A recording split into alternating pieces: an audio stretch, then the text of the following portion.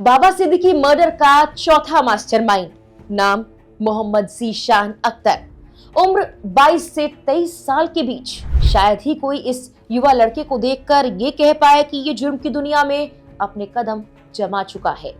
NCP नेता बाबा सिद्दीकी की हत्या मामले में मुंबई पुलिस ने चौथे आरोपी के तौर पर इसी ज़ीशान अख्तर की पहचान कर ली है। हत्या को 3 शूटर्स ने अंजाम दिया था। 2 पुलिस की पकड़ में हैं, तीसरा फरार है। तो आखिर इस हत्याकांड में ज़ीशान की भूमिका आखिर क्या थी? उसका नाम सामने आने के बाद इस मर्डर का कनेक्शन पंजाब तक कैसे पहुंच गया? ज़ीशान के बारे में हम क्या जानते हैं? आपको सब कुछ बताएंगे इस वीडियो में, आखिर तक बने रहे हमारे साथ। नमस्कार, मेरा नाम है मेघना सचदेवा, आप मुझे देख रहे हैं लोकमत हिंदी पर। महीने भर से महाराष्ट्र के पूर्व मंत्री बाबा सिद्दीकी की हत्या के आरोपी मुंबई में ही थे और बाबा और उनके बेटे ज़ीशान सिद्दीकी से जुड़ी जगहों की रेकी कर रहे थे। उनकी एक एक गतिविधि और डिटेल पर फोकस बनाए हुए थे।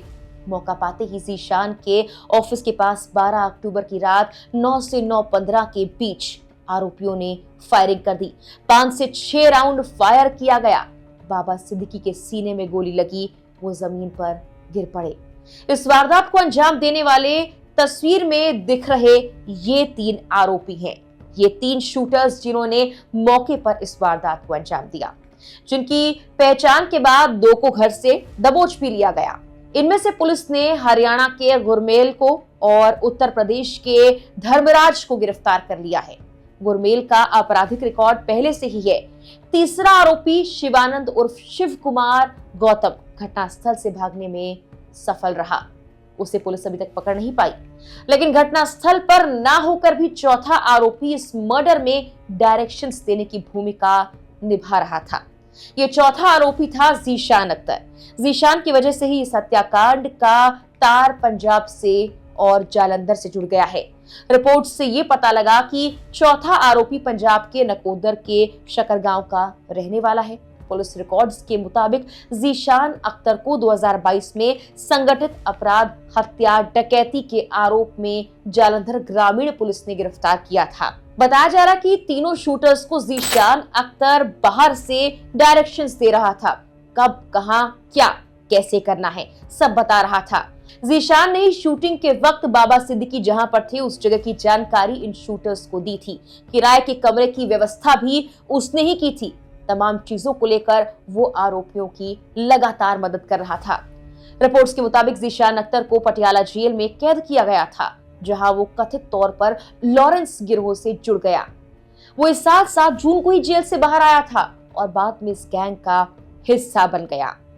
पुलिस का कहना है कि आरोपी इतना शातिर था कि 2022 में तो विदेशी नंबर पर व्हाट्सएप इस्तेमाल करता था और उस दौरान पकड़ा भी गया था। ज़ीशान अख्तर ने गांव के ही सरकारी स्कूल से 10वीं तक ही पढ़ाई की थी। आरोपी के पिता मोहम्मद जमील टाइल ठेकेदार का काम करते हैं।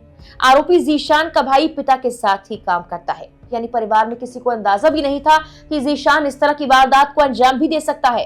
पुलिस का कहना है कि ज़ीशान इस वक्त मुंबई में ही कहीं छिपा हुआ है। बाबा सिद्दीकी मर्डर केस में फरार आरोपी ज़ीशान अख्तर का असली नाम भी कुछ और है, मोहम्मद यासिन अख्तर उर्फ जैसी उर्फ सिकंदर उर्फ जस्सी, यानी एक साथ इतने नाम, लेकिन उसका काम सिर्फ अपराध करना था।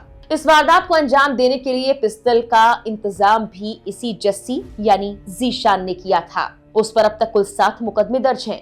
पुलिस बाबा सिद्दीकी की हत्या के मामले में भी उसकी जांच पड़ताल कर रही है, उसके बारे में जानकारी जुटा रही है। बता दें कि इस हत्याकांड में जालंधर के साथ यूपी कनेक्शन भी सामने आया, क्योंकि एक आरोपी यूपी का ही है। इस हत्याकांड के बाद जिन शार्प शूटर्स धर्मराज कश्यप और शिव कुमार गौतम उर्फ शिवा का नाम प्रमुखता से सामने आया है, वो दोनों ही शार्प शूटर यूपी के जनपद बहराइच के रहने वाले हैं, जिनमें से गिरफ्तारी अभी एक की हुई है। बताया जा रहा है कि धर्मराज और शिव कुमार दोनों काफी सालों से मुंबई और पुणे में रहते थे, लेकिन लॉरेंस बिश्नोई गैंग से कैसे उनका कनेक्शन हुआ, संपर्क में कैसे आए, इसकी जानकारी फिलहाल के लिए साफ नहीं हो पाई है। इस हत्याकांड में शामिल धर्मराज कश्यप की मां ने मीडिया से बात की। उन्होंने बताया कि उनका बेटा 2 महीने से मुंबई में रह रहा था। वो मुंबई नहीं बल्कि कबाड़ के कारोबार के लिए पुणे भी गया था। वहीं इस हत्याकांड में शामिल दूसरे आरोपी शिव कुमार, जिसकी गिरफ्तारी नहीं हुई है, उसकी मां ने भी बात की मीडिया से और शिव कुमार उर्फ शिवा के बारे में बताया कि वो उनका बेटा है। उन्होंने इस हत्याकांड के बारे में कोई जानकारी ना होने की बात कही और ये भी बताया कि वो मुंबई में ही गया था और कुछ वक्त तक पुणे की जानकारी भी सामने आई थी। उन्होंने ये भी कहा कि उनका बेटा ऐसा नहीं था, वो पुणे में रहकर भंगार का काम कर रहा था। उन्होंने कहा कि कभी किसी से उसका विवाद हुआ ही नहीं। उन्हें यकीन नहीं हो रहा था कि उनका बेटा इस तरह की वारदात को अंजाम दे सकता है। फिलहाल के लिए इस वीडियो में इतना ही।